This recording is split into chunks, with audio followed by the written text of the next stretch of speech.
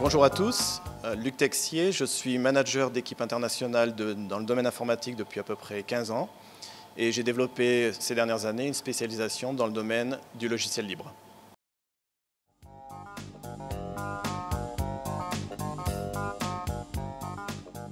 La créativité elle a plusieurs aspects.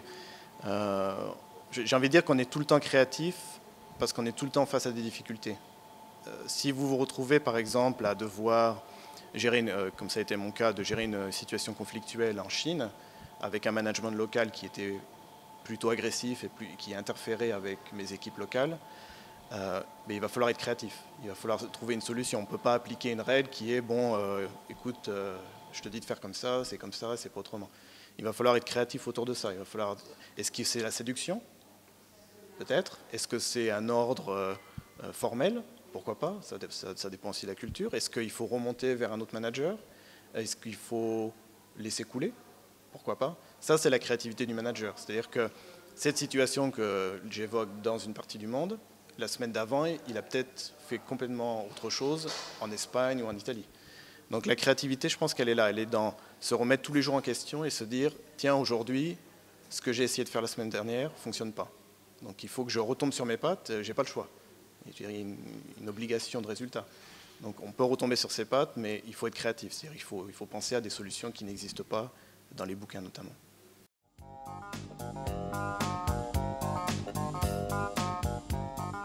C'est 4 principes de base qui peuvent aider justement à libérer sa créativité. Donc ce n'est pas des solutions, ce n'est pas des recettes toutes prêtes. Par contre, ces 4 points, le premier c'est d'être humble, le deuxième c'est ce que j'appelle keep it simple, donc rester simple, rester basique.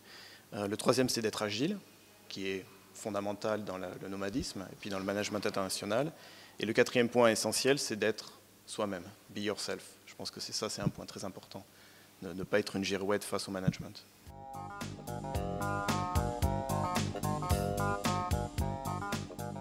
Oui, donc le premier point c'est d'être humble, d'éviter les stéréotypes, de se dire, bon, je dois travailler avec ces gens-là, je ne connais pas forcément leur culture, mais je vais les traiter comme des êtres humains, comme la personne avec laquelle je travaille dans le bureau d'à côté, et essayer de mettre de côté les stéréotypes qui peuvent amener à des situations un peu ubuesques et un peu délicates, notamment si on fait un peu d'humour ou si on tente des choses un peu osées par email, j'ai envie de dire notamment.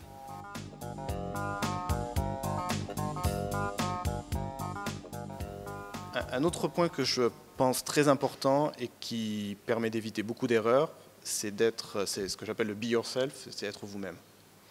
Et notamment éviter de changer d'attitude dans votre management. Je prends un exemple, vous travaillez sur un projet depuis 4 mois, vous êtes Mr. Cool, et puis la deadline arrive et vous devenez un control freak insupportable avec tout le monde.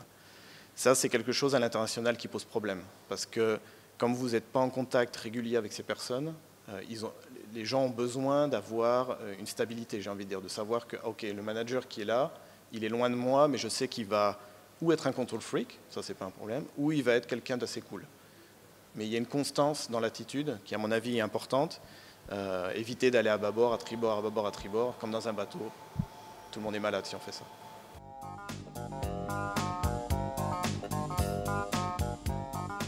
Être agile est extrêmement important dans le management international pour une raison assez simple. On ne se rend pas compte, mais dans l'entreprise aujourd'hui, dans toutes les entreprises du monde depuis toujours, il y a beaucoup de conflits ou de mini-conflits ou de problèmes qui sont résolus de ce que j'appelle de manière organique. Ce que j'appelle organique, c'est toutes ces discussions informelles que les gens ont à la machine à café, entre les cubicles, dans le métro quand ils rentrent au travail le soir avec leurs collègues. Et ça, c'est autant de petites injections d'huile dans un mécanisme global qui fait que tout fonctionne de façon harmonieuse. À l'international, avec des équipes à distance, vous perdez ce contact vital, ce contact physique avec les personnes. Et donc vous vous retrouvez à devoir fabriquer une machine qui va devoir fonctionner sans ces petites injections d'huile. Et donc vous allez devoir trouver autour justement pour revenir à la créativité, vous allez devoir trouver des moyens de fabriquer une machine qui fonctionne dans cet environnement hostile. Vous n'avez pas le choix. Donc il faut être agile, il faut anticiper, il faut éviter de laisser traîner des histoires, par exemple, qui vont peut-être à nouveau se résoudre de façon organique. Donc, tout de suite, on prend un petit coup d'email, un petit coup de Skype, on corrige le tir, et on essaie de faire des micro-corrections en permanence comme ça, mais on ne laisse pas les choses aller dans le mauvais sens, en espérant que ça soit résolu de façon automatique ou de façon organique. Ça, c'est pas, à mon avis, c'est pas la bonne approche. Et ça fait partie de l'agilité du manager international.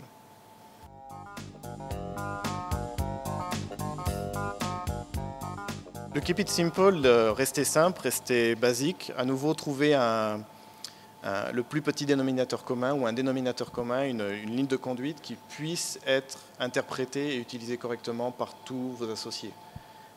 Que ce soit votre associé en Angleterre ou en Allemagne, que ce soit en Chine, au Japon ou en Australie.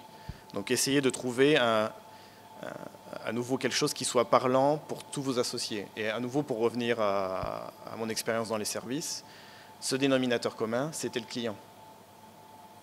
Ça permettait à la machine de fonctionner dans le sens où tous les jours, les clients venaient vers nous pour être assistés au niveau du support, par exemple, et toute l'équipe était présente pour répondre à ce besoin. Donc j'ai envie de dire qu'il n'y avait plus vraiment la notion de management ou de manager, de reporting, etc. Donc ça, c'était, dans le Keep It Simple, on trouve quelque chose de simple, quelque chose qui fonctionne, et on essaie de faire adhérer tout le monde à ce concept de base.